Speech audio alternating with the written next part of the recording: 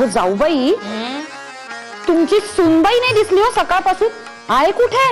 अगो बाई, अगो ताई, मी ही सांगितले होते पहाटे की रिठ्याचे पाणी तयार कर केस धुण्यासाठी. अगो बाई, पण आता रात्र होत आली. अगो ही पहाटेची गेलेली अजून आली नाही. कठीणच ग बाई हिचे. अगो बाई, काय सांगता? बघ ना. मी काय म्हणते वहिनी, एकदा त्या सगुणेस असे धरून गदा गदा हलवा, म्हणजे भानावर येईल होती. कठीणच ग बाई तुझे. मग काय, तिला कधी सांगा ही आपली घ्या. बघितलेस, आल्या बघ आमच्या महाराणी. मी काय म्हणते ताई, अगो 100 वर्ष हवीतच. आता एका कामाला जर का 1 वरीस, तर त्या हिशोबाने 100 वर्ष हवीतच. हवीत की नाहीत? काय गो, हवीत की नाहीत? आता अगो बघत उभी काय राहिलीस इथे? ते रिठ्याचे पाणी नेऊन ठेव जा त्या न्हाणी घरात. जा अगो, जा जा लवकर. अगो बाई, अरे माझ्या कर्मा, झालं का? काम वाढवून ठेवले, आता पुसायचे काय? तुला सुधारायचे नाही? मलाच करावे लागेल. काय म्हणत तिथे? थांब थांब तिकडे, मीच बघते. जाऊबाई, सगळ्या गावाला तुम्ही शहाणपणा शिकवता हो, स्वतःच्या सुनेला काही शिकवत नाही.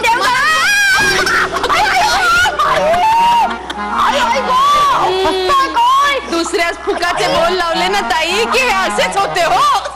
बाजूला. अहो सुभद्रा काकू, त्या पडल्यात आणि तुम्ही काय बोलताय? ताई काकू, द्या मला हात द्या.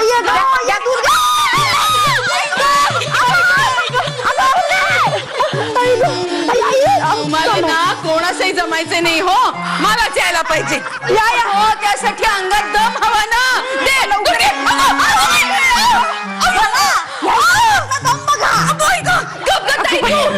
लागलंय मला.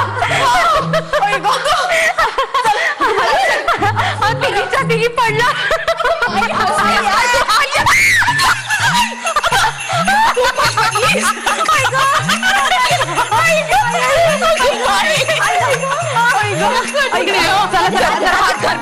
हात द्या. अगं बाई,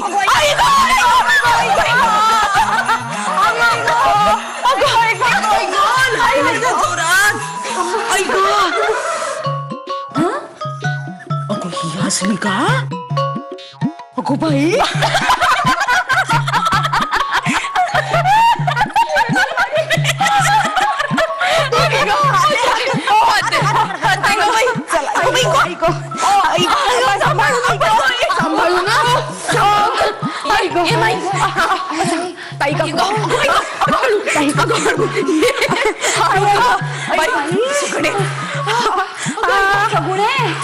चांगलंच काम केलंस गो. नाही म्हणजे लोक येता जाता तुला बोल लावतात. तू आज चांगलेच पायाशी आणले आम्हाला. परमेश्वरा, बापा बापा आवाज आला म्हटलं. कोण बोलला?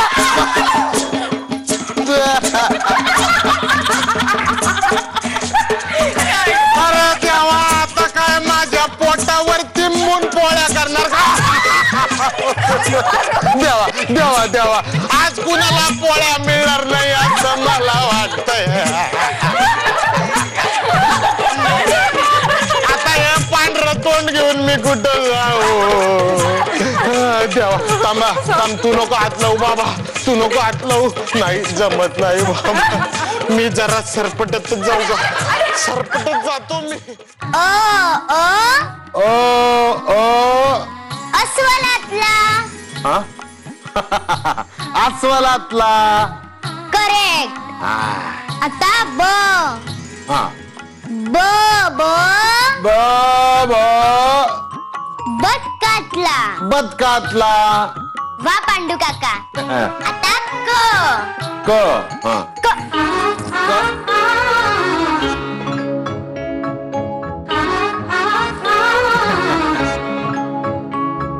काय चालले आहे? आता मी झोपणारच होते. हो का? बरे, कशी आहे तब्येत? बरी आहे. हुशारी वाटते आहे का? थोडी थोडी. ते आलेच आमच्या ध्यानात.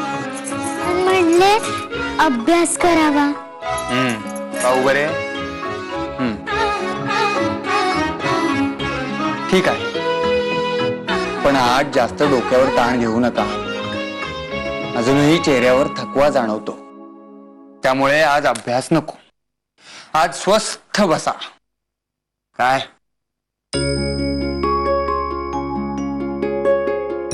रमाबाई,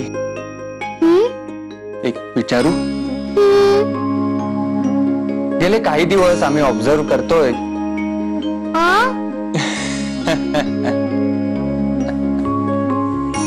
गेले काही दिवस आम्ही पाहतोय की आपण आम्हास स्वतः अशी हाक नाही मारलेली.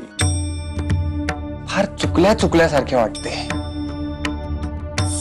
तू सारखे सारखे माधवाला स्वतः स्वतः म्हणून संबोधतेस ना, ते बरे नव्हे. इतरांशी बोलताना माधवाचा उल्लेख स्वतः म्हणून करणे ठीक आहे, पण त्याच्या समोर नको. हो, हो, काय विचारतोय आम्ही? तसे नाही, म्हणजे रमाबाई, कोणी काही बोलले का? कोणी रागे भरले? नाही, मला कुणीच काही नाही बोलले. मला माई पण काही नाही बोलल्या.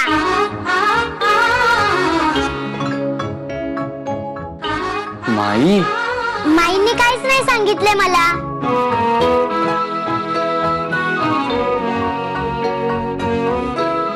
हे पहा रमाबाई, कोणीही काहीही म्हटले तरी आपल्या दोघांमधली ही गंमत आहे ना, ती आयुष्यभर टिकली पाहिजे.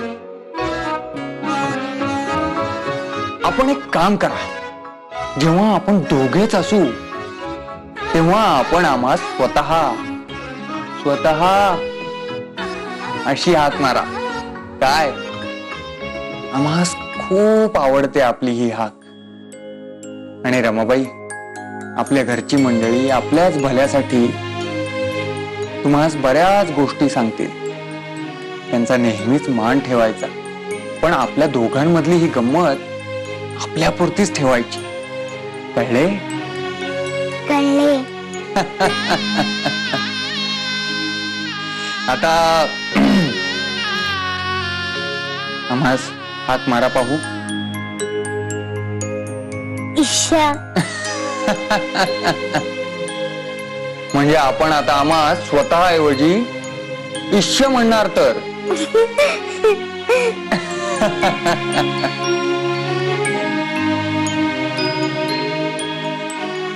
स्वतः.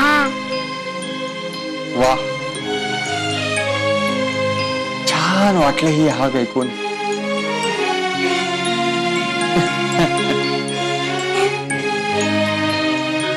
बरे, उद्याच्या एका सभेत बोलण्यासाठी आम्ही एक भाषण तयार केले आहे. ते एकदा वाचावयाचे आहे, तर ते आम्ही प्रथम तुम्हासच वाचून दाखवितो. तुम्ही शांत बसून ऐका. ऐका. स्वधर्म. स्वधर्म म्हणजे काय, यावर आजकाल बराच खल होत आहे. आमच्या मताने स्वधर्म म्हणजे हिंदुत्व, इस्लाम किंवा ख्रिश्चॅनिटी नव्हे. स्वधर्माचा आणि धर्म म्हणून जो ओळखला जातो त्याचा सुतराम संबंध नाही. स्वधर्म हा कर्मयोगाशी निगडित आहे आणि गीतेत त्याचे सुयोग्य विवेचन आहे. परंतु स्वधर्म केवळ हिंदुत्वाचा भाग होतो असे नाही, तर स्वधर्म ही एक संकल्पना आहे, एक तत्वविचार आहे. मनुष्य जन्माला येणाऱ्या प्रत्येकाने आपल्या ठायी असलेल्या गुणावगुणांना अहंकार विरहित होऊन सम्यकपणे ओळखणे, पारखणे आणि आपल्या अंतरात्म्याचा कौल घेऊन आपले विहित कर्म जाणणे म्हणजे स्वधर्म. त्या विहित कर्मासाठी आपले आयुष्य वेचणे म्हणजे स्वधर्म. स्वतः. तुम्ही जे बोललात त्यातील काहीच कळले नाही मला.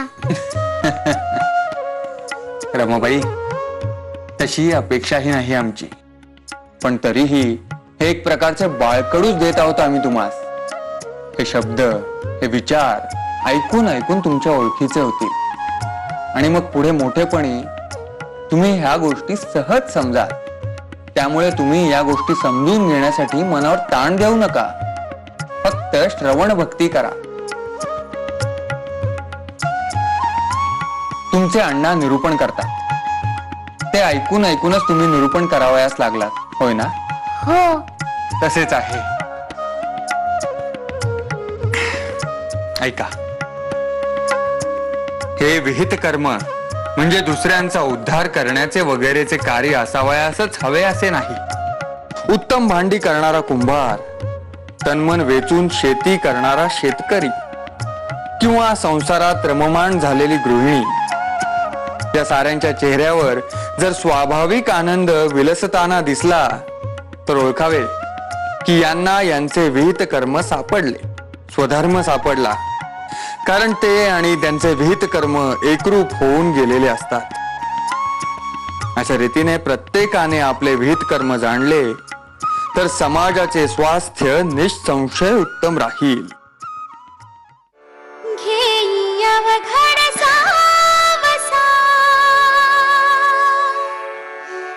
सांगे न्यायमूर्ती सखा, त्याच्या कृतार्थ डोळ्यात झुले. तुम्हाला शिकवणे हा आमच्या विहित कर्माचा फार मोठा भाग आहे रमा, आणि तो आनंददायी आहे.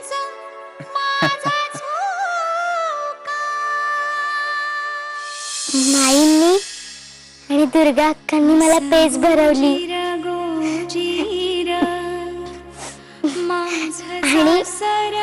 आणि ओल्या पंचाने तोंड पुसून घेतले.